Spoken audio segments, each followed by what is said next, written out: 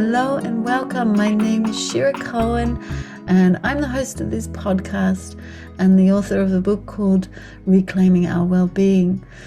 I'm a yoga teacher, yoga therapist, Ayurvedic wellness educator and emotional coach. So this is a space of sharing stories that uplift, encourage and transform.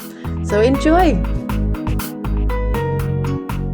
Hello everyone, it's me again and I'm doing a very short podcast.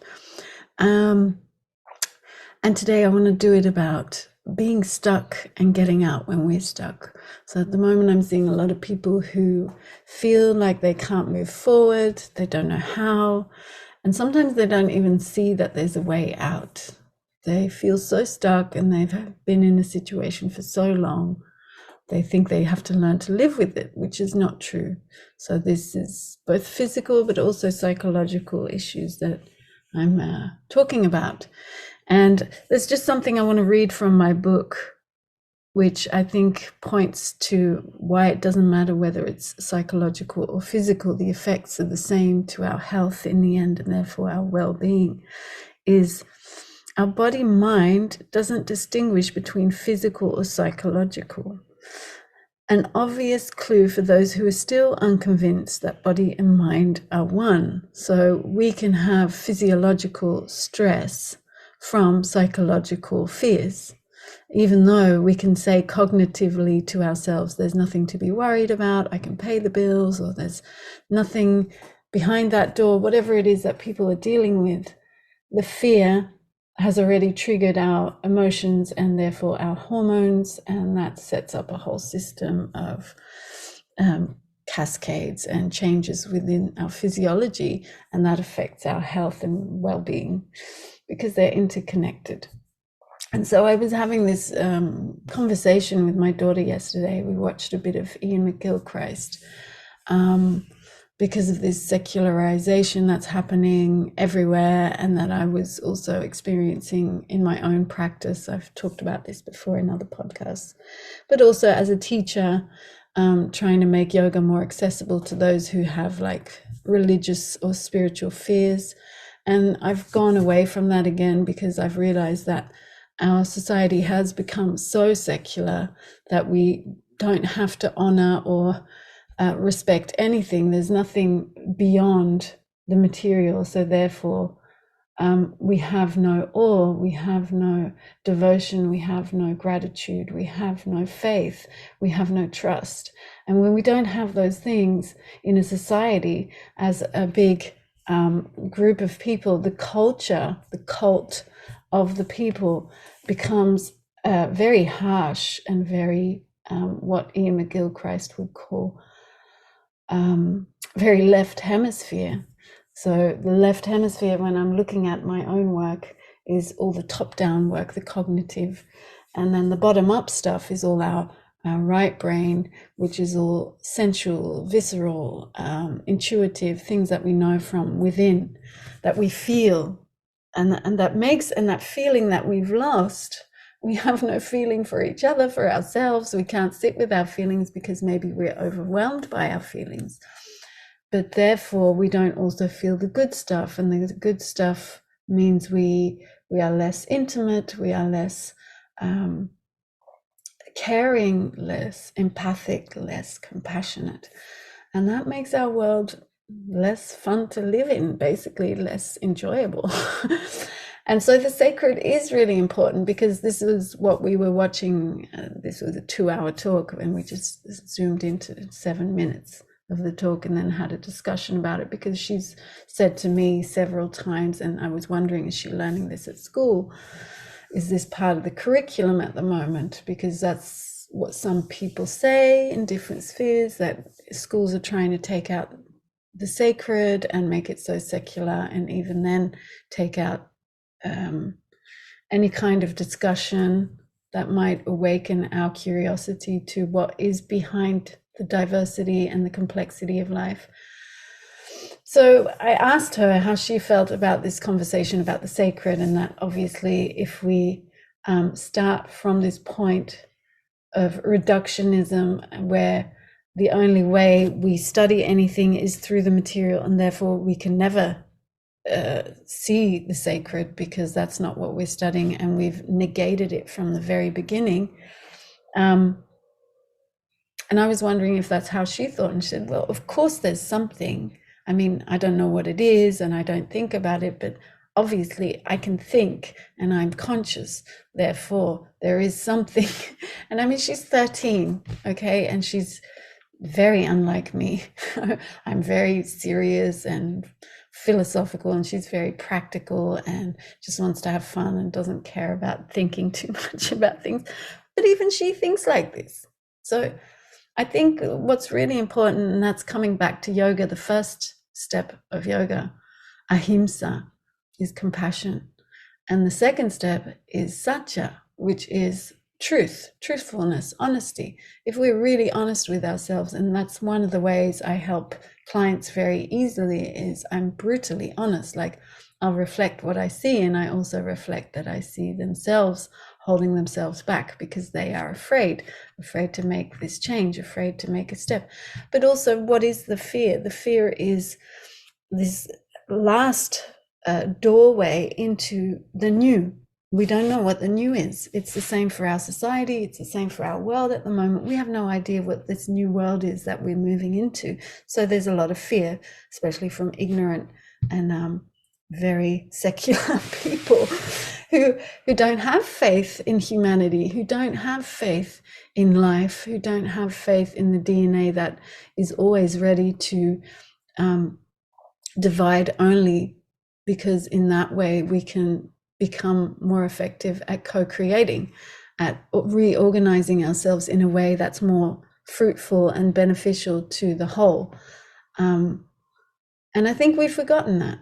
And we know this deep down in ourselves. I mean, if my daughter, who is a big joker and loves glitter and makeup and fashion and doesn't care about yoga and eating healthy and all the rest, knows this, if we can have these serious conversations with our children, and it doesn't have to be a 2-hour thing that they have to watch, but do sit down with them, take the time and look and listen to thought-provoking ideas, and question yourself, question your own interpretations of what you hear from colleagues, from work, from school, from your education systems, and then come back and relate it to yourself, because this is the thing that we're missing, is relationship in everything, and therefore we don't see the consequences. And I thought Iain McGilchrist put it really well. Yeah, he's my big hero at the moment.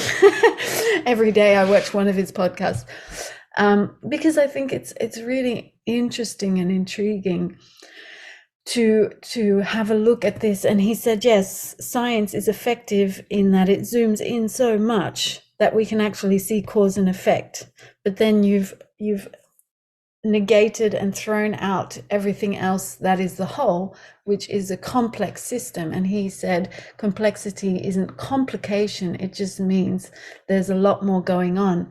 And if we forget that whole thing, then we get ourselves into the trouble we're in right now, because we're not looking at the bigger consequences of when we make a political choice, for example, in the housing market, how that affects all other categories of life and mental health, and therefore the whole logistics that follow from that and toward that. Anyway, so we're just going to do a very simple, quick practice to work with this, and then I'm going to continue with my day because I have a lot to do today. So we're just going to do a very simple breathing technique, because when we have this fear, we actually just have to take action. Anxiety is thinking into the future. Fear is something that is about to come. We don't know what's new and what's going to come, so we get fearful. But it's just, we need to take action, whether that's write a letter, take a course, speak to someone, go outside, find a job, whatever it is. Have that conversation that's difficult with someone you love. Just do it. Okay, that's what I love about Nike. Just do it. Yesterday we were in a team meeting and it was the same. When we're with sports people, it's all about action. Do, and make a mistake. It's okay. But from that mistake, from that action, you know that at least that path wasn't the right way. And then you have like 1,000 other paths you could take. But if you never try any, you just get stuck. So that's what that stuckness is, and not attempting to make mistakes. Even in Sudokus, I was noticing I have this tendency to not want to make any mistakes. So I don't write down anything until I'm 100% sure. And that makes you go round and round in loops before you actually find that one number that you were looking for. When you could have, and a friend of mine, Ulrika, she was saying, yeah, but I just did it in pencil. And then if you make a mistake, you just have to work your way backwards. And then she's like, what's the big deal with Sudoku? And yeah, it just depends how you attend to it, how you attend to the question. So with just doing it, one really great practice is Kapalabhati, which is that breathing technique. Tony, what's his name? Robbins calls this fire breath. It's really effective to clear the mind and to just give us that charge of energy. It's also for when we have a lot of weight. So when we have a lot of stress and unsureness and we don't take action, we gain weight because we're releasing the sugar into the bloodstream, but we're not using that sugar. So then it just gets piled up in organs or around organs and the tummy and the belly and the bum. So the first one is you clench your fists and sit comfortable, or you can stand even, makes it more active. And then you reach up with your hands open and make them fists as you breathe out forcefully through the nose, and you pull down those fists. So you're reaching up, grabbing something, and then you're pulling it down towards you. And we're going to do that 10 times. Breathing in.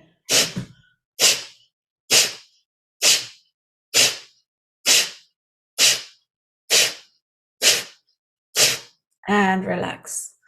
And take a deep breath. So the breath naturally comes back in when you do the full out breath. You're using those belly muscles, you're forcing the breath out. And then as you breathe in, the lungs just expand by themselves and pull the breath in. So don't think too much about the in breath. Just get ready for the next out breath. We're going to do 3 rounds of that. So just take a full breath in now. Full breath out. And then a comfortable in, and we'll do another round of 10. Pulling those hands towards you.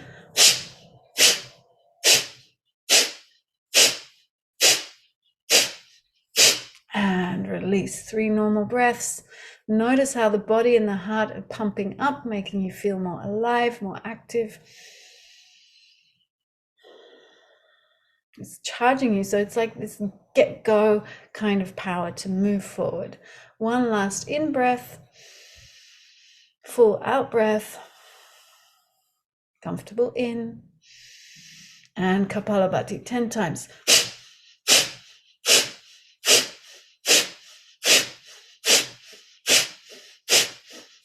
And relax. Full breath in, full breath out. And just notice how the blood is streaming, how the mind is a little bit more attentive or awake. Feel any sensation in the body. So this is using the top down. We're using our physiology to bring more activity to the mind in a healthy way. So we don't just want to be active in the mind, we want to use the body. That's why standing is a good thing. This gives you more of that oomph, and you can feel the body's pulsing. So the next one we're going to do is breathing in through the left nostril.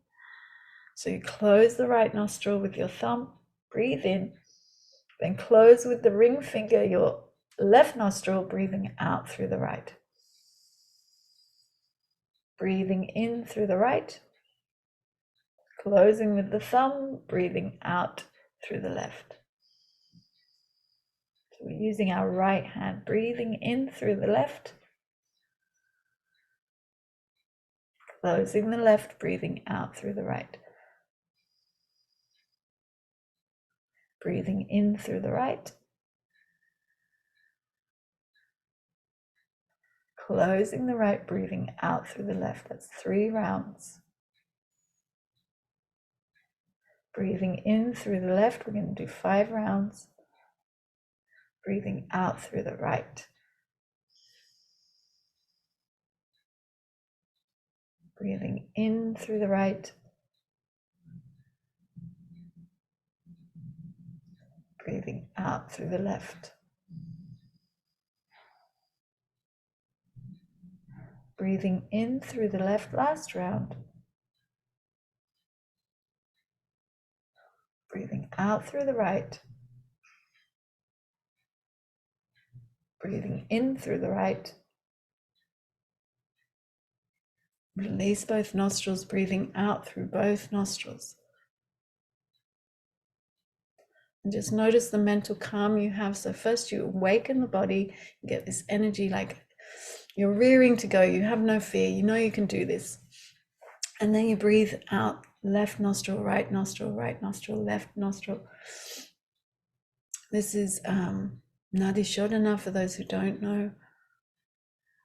And that calms the mind. It gives you a clarity that is not dull. So Kapalabhati is all about removing sloth or dullness, or when we have this lethargy, when we don't feel that we can. Maybe we're not afraid, but we're just feeling lazy. So I know I'm feeling really tired the last few days or week, and that's normal according to astrology because there's a lot of solar flares happening.